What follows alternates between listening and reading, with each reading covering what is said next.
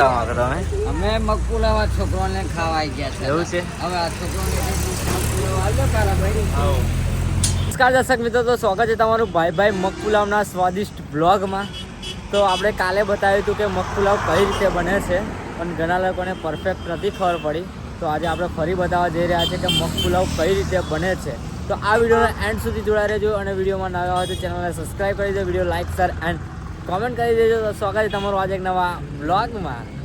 વાગ્યા છે સવારના 8:30 અને અત્યારે અમે આવી ગયા છે આપણી દુકાન પર. જોઈ શકો છો ભાઈ મગપુલાવ એન્ડ વડાપાવ જોઈ શકો છો દર્શક મિત્રો. આ છે આપણી દુકાન અને લોકેશનની વાત કરી નાખીએ તો પાદરા જંબુસર રોડ એક્ઝેક્ટ મહુવડ ચોકડી પર આપણી દુકાન આવેલી છે. જોઈ શકો છો શિવમ પ્રોવિઝન સ્ટોરની એક્ઝેક્ટ બાજુમાં.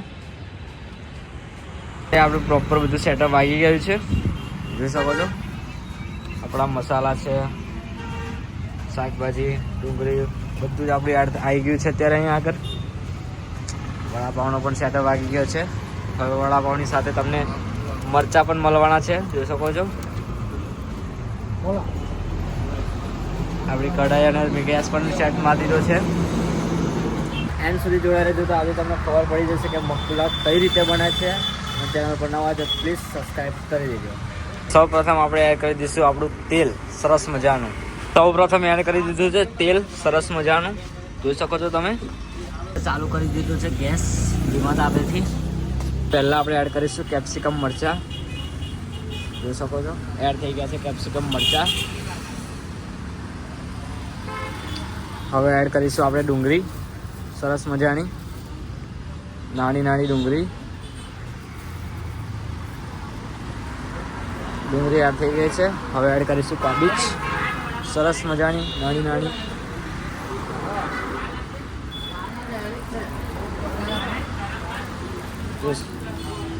હવે એડ કરીશું ટામેટા.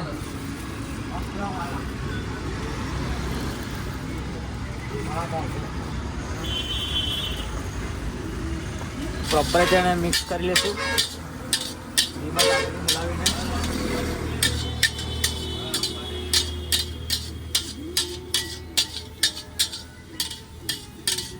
એનો પ્રોપર ગોલ્ડન કલર ના આવી જાય ત્યાં સુધી એને સારી લેવાનું છે આપણે. એમાં કચાશ ના લાગે વેજીટેબલની અંદર, એટલા માટે.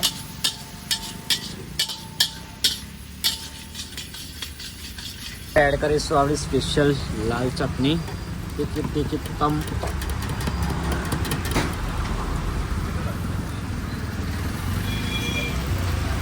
તૈયાર થઈ ગઈ છે આપણે સ્પેશિયલ લાલ ચટણી.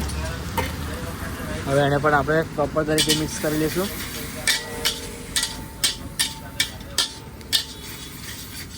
આપણે એડ કરીશું આપણા રાઈસ. જોઈ શકો છો રાઈસ એડ થઈ રહ્યા છે આપણા સરસ મજાના.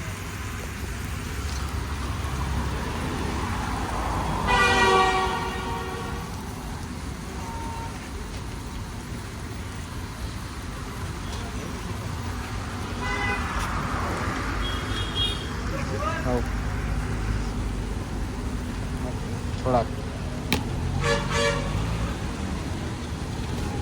બસ. તો જોઈ શકો છો પ્રોપર તરીકે આપણા રાઈસ એડ થઈ ગયા છે. હવે એડ કરીશું આપણા સ્પેશિયલ મગ પણ એડ થઈ ગયા છે. કરીશું આપણે મીઠું સ્વાદ અનુસાર.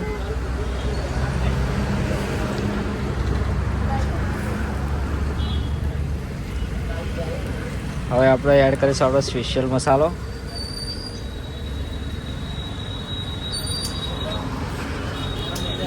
મસાલો એડ થઈ ગયો છે આપણો સ્પેશિયલ.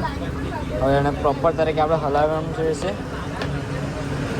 પ્રોપર તરીકે જેટલો પણ આપણે મસાલો એડ કર્યો છે મસાલો પ્રોપર તરીકે મિક્સ થવો જોઈએ આપણે.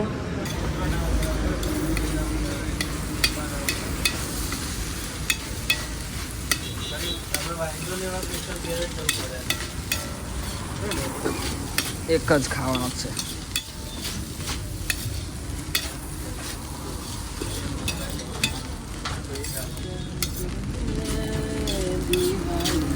ધોણા લાવ્યો જોઈ શકો છો સરસ મજાનો આપણો મગપુલાવ બનીને રેડી થઈ ગયો છે.